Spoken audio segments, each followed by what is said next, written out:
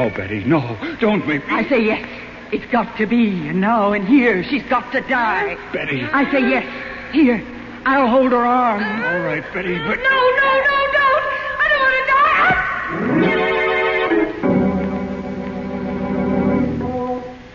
die. Midnight. The witching hour, when the night is darkest, our fears the strongest, and our strength at its lowest ebb.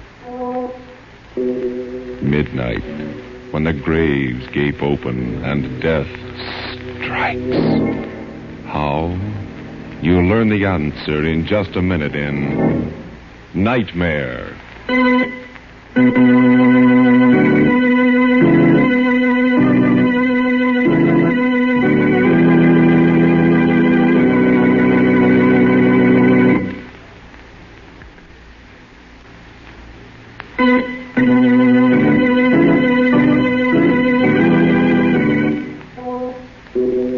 And now, Murder at Midnight. Tales of mystery and terror by radio's Masters of the Macabre. Our story by Joseph Ruscoll is one of the most terrifying and fantastic nightmares we've ever heard. Its title, Nightmare.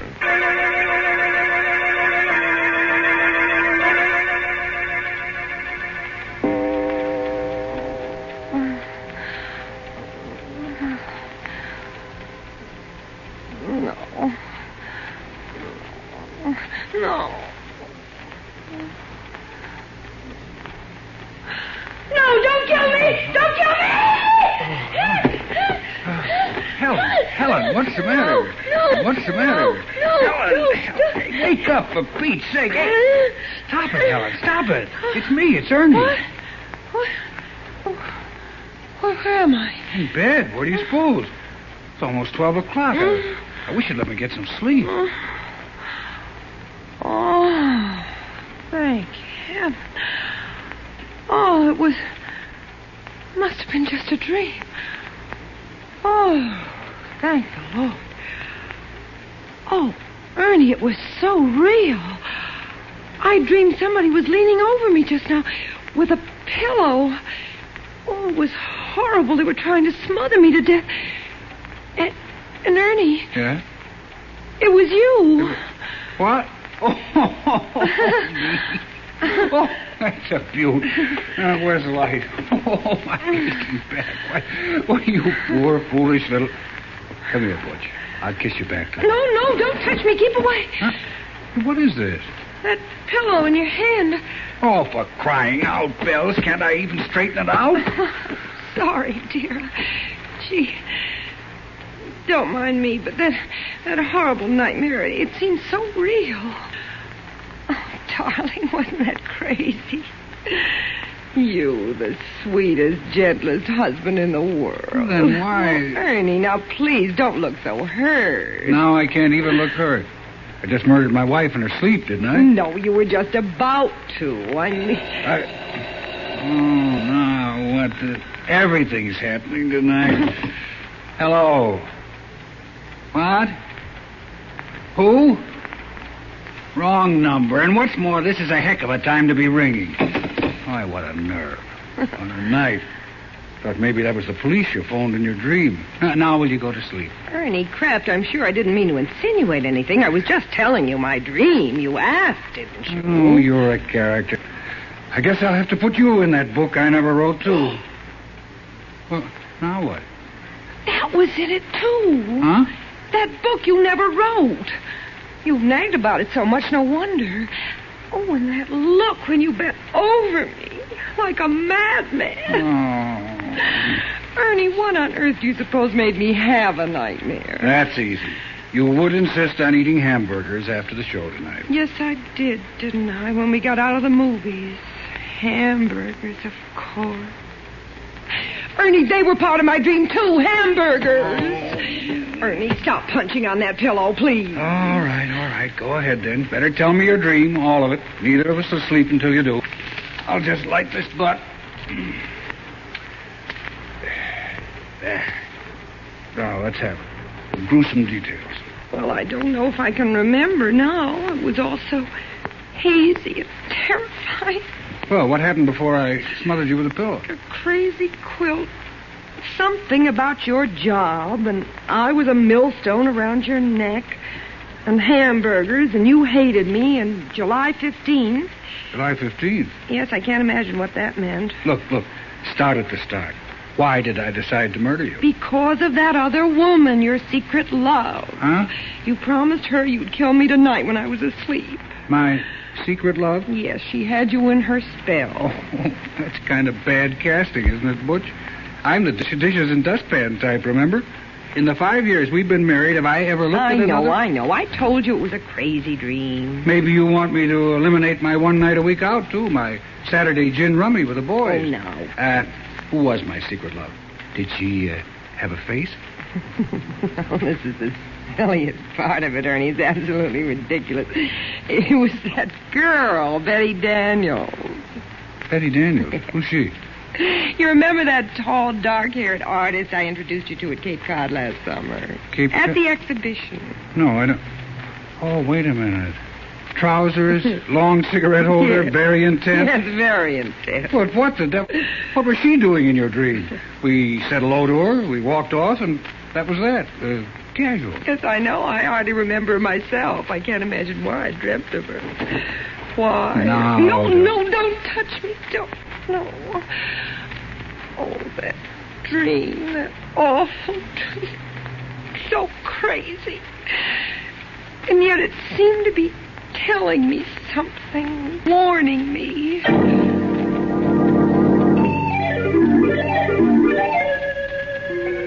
Strange and weird. You know how dreams are. First thing I remember is Provincetown and us looking at the art exhibition just the way we did last summer. Only now the picture was about 10 feet tall and hanging crooked. And then she came along. Betty Daniels. Just the way she did then.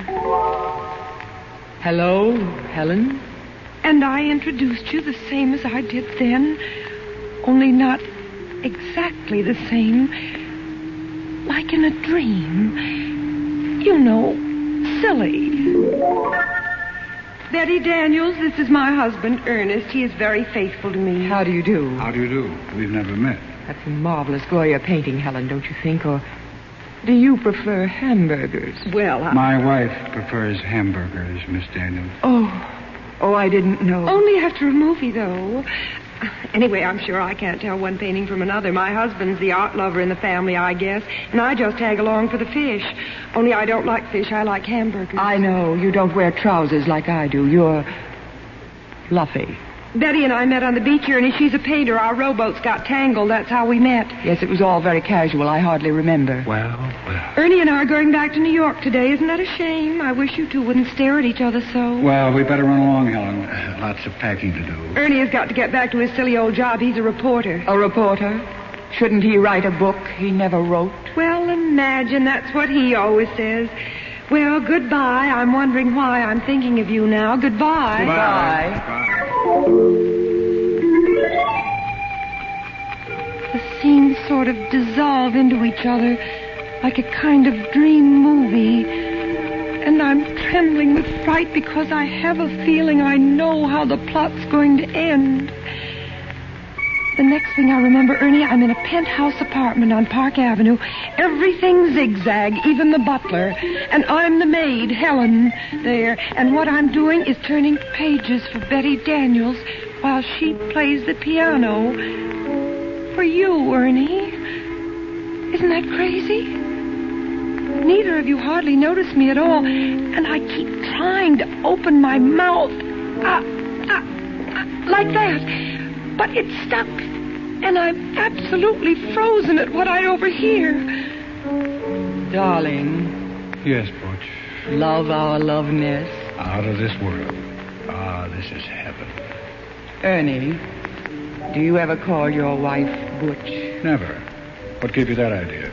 I hate the very sight of her. She's really a little ignoramus. You're telling me she prefers hamburgers. Ernie, do you think she suspects yet? Of course not. She thinks I'm at a gin rummy game. Darling, you're blind, but she's not. She knows. She knows? How'd she find out? You may go, Helen. Helen, do you hear me? Why don't you go? Answer me. Have you lost your tongue? Oh, well, there's murder in the air. How'd she find out, Betty? Tell me. Darling, do you suppose she doesn't know what happened last summer in Provincetown? After we all said goodbye, you came to look for your cigarette lighter. She knew you hadn't lost your lighter, that you'd come back to ask me for my New York telephone number. She knew? Of course, intuition. She knows we've been having a secret affair ever since. I can't go on like this. I'm tired of being just a gin rummy excuse. Ernie, if you love me, you'll do what I promised. But I pity her so. Don't be a fool. Isn't it her fault you never wrote that book you never wrote? It's true. She wouldn't let me give up my job. She's a millstone around my neck. Then get rid of her, Ernie. Get rid of her, and I'll bring your genius to the world. I've plenty of money, and you can give up reporting and write that book. Fulfill your destiny. Fulfill my destiny. Oh, Betty, you'll help me. Yes, but only if you forget July 15th. You'll forget about July 15th. It won't mean a thing to you from now on. Not a thing, I promise. And you'll do away with her. The way I told you. Yes, like you told me. The pillow. The pillow. Don't let her hear. Just look at her standing there at the piano. You've been spying on us, Helen, haven't you? Haven't you? Answer, have you lost your tongue? Now, don't try to fool us. We know you're the real Helen and not the maid. She's heard everything we've said, Ernie. So we'll have to kill her now. Unless she gives me a divorce. Will you give him a divorce? Answer or we'll finish you right now. Very well. Here's the pillow, Ernie. Right now. I'll hold her on. Answer, Helen. Don't make me do it. Answer, Helen. I pity you, but I hate you. You let her cry. Look at her. Stricken dumb. Her mouth's moving, but she's not saying anything. What are you trying to say? Helen, please don't make me do it. Will you give me a divorce? Tell me. Ernie, stop. Fools we are. Do you want her body found here? I'll hang for you. She's got to die. She's got to. No, not here. Not like this. There must be some other way. Later tonight, Ernie. After the movies. Hamburgers. She'll get hungry for hamburgers. She's bound to. The waiter will ask her how she wants them. That'll give you the clue. And then, when she's asleep... and they'll find her in her bed. The perfect crime. Don't you see, Ernie? Hamburgers.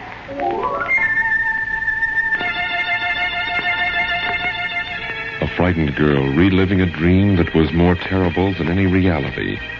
A dream that could even become more terrible as the clock on the mantel ticks on and the hands draw closer to 12 o'clock and... Murder at midnight.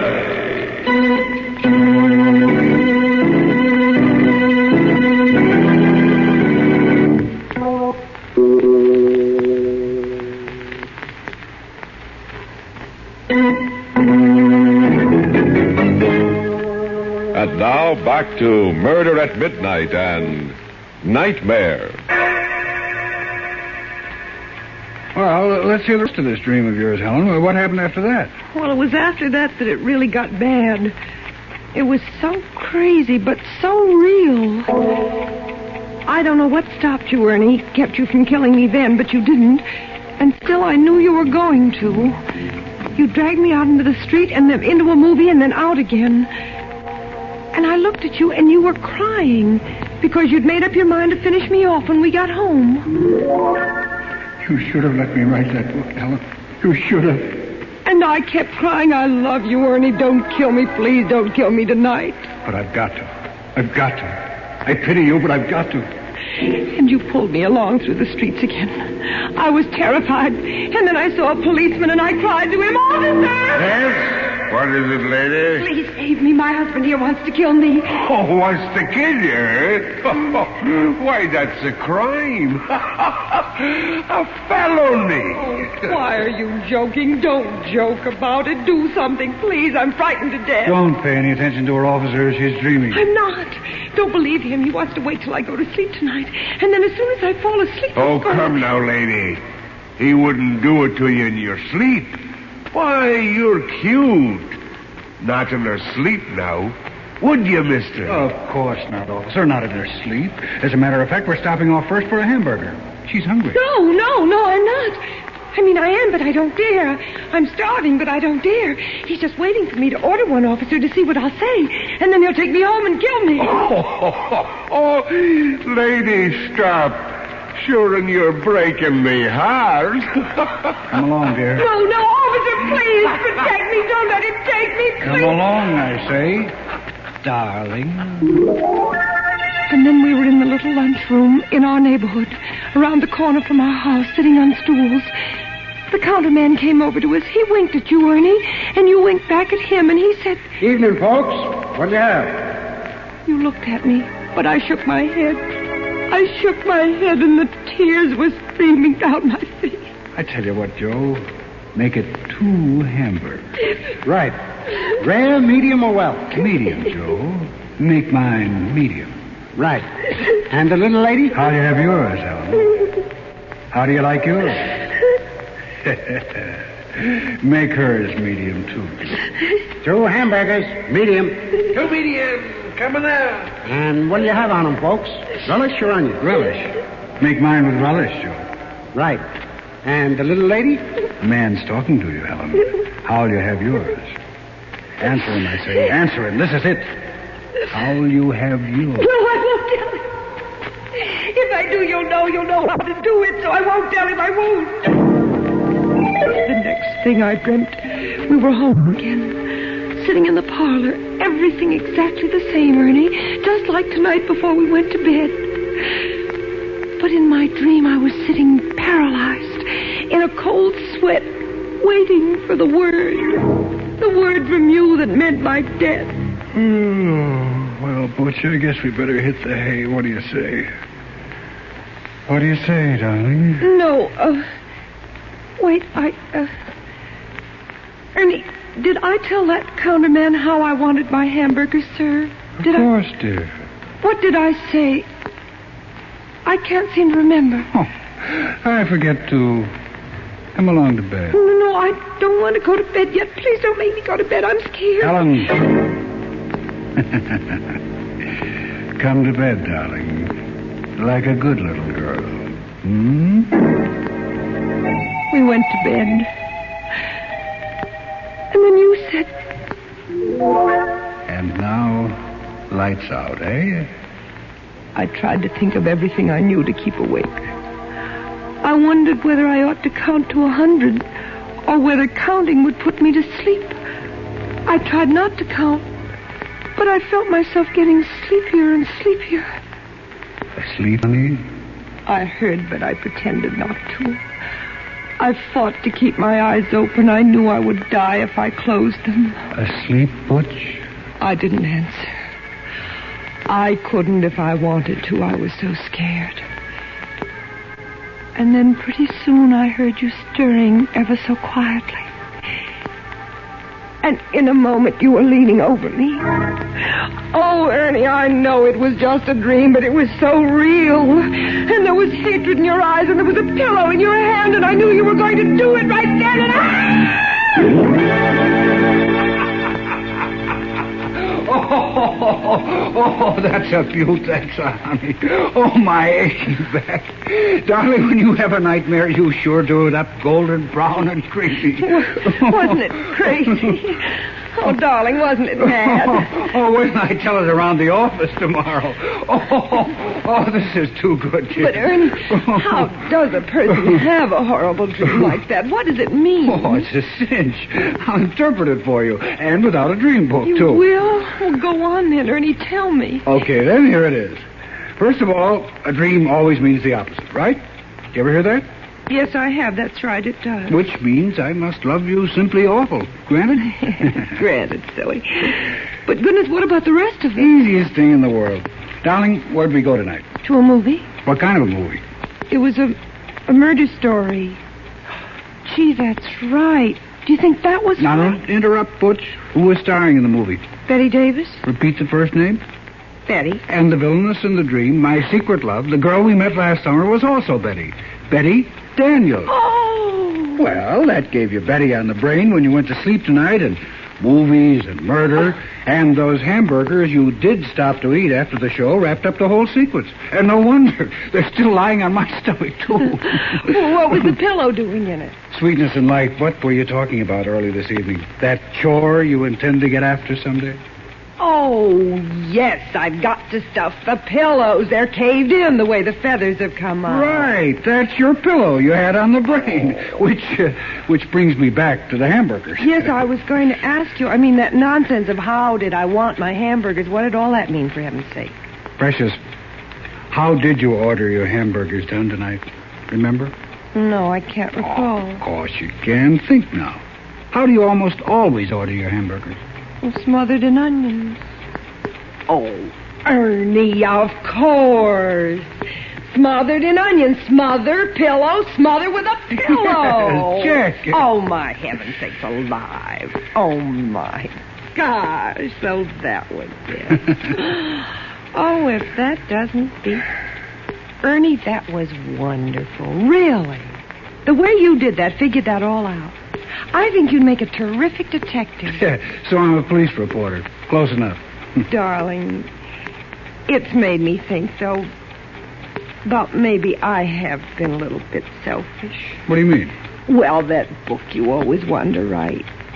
Maybe I ought to let you give up your job and try. Oh, and have us both starve? Nuts. Anyway, in my sane moments, Helen, I've always known the truth.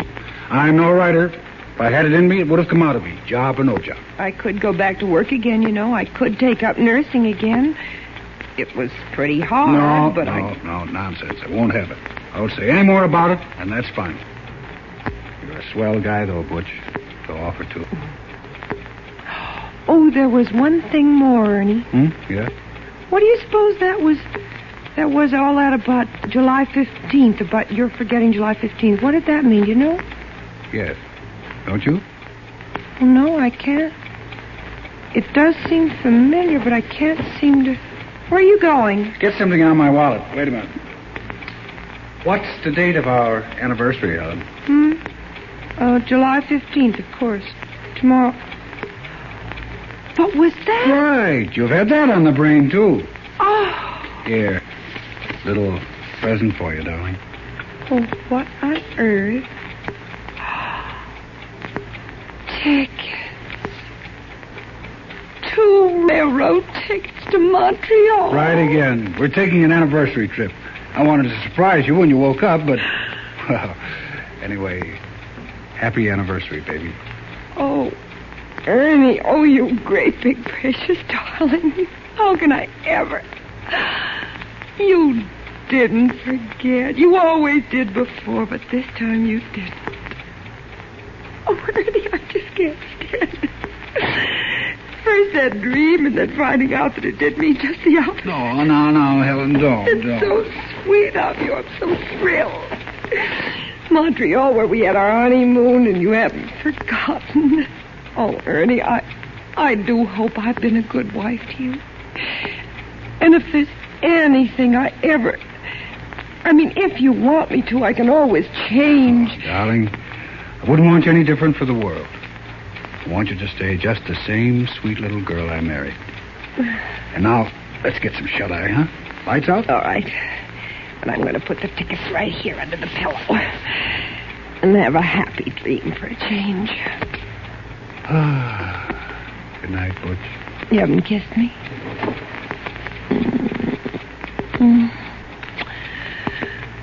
Good night, dear.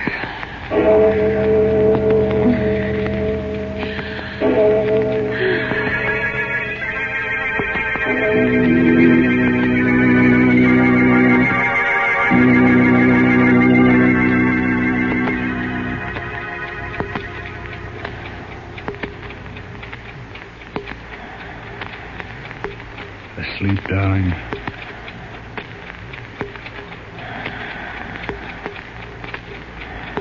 Darling, are you asleep?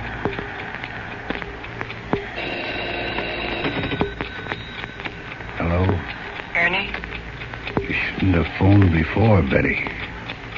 She was still awake. I had to know. Is it done? Not yet.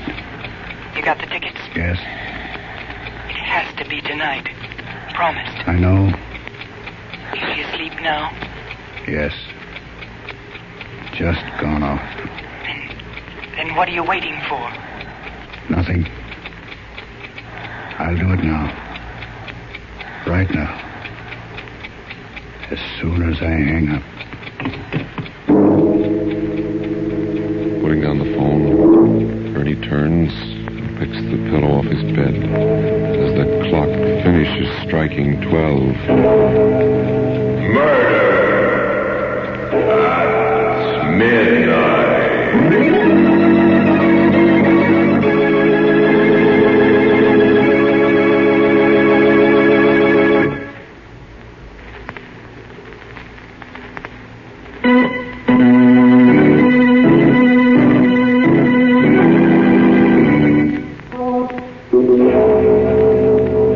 Remember to be with us again when death appears out of the darkness, wearing the face of one you know, and the clocks strike 12 for Murder at midnight. The part of Helen was played by Elspeth Eric. Walter Vaughn was Ernie. With music by Charles Paul, Murder at Midnight was directed by Anton M. Leader.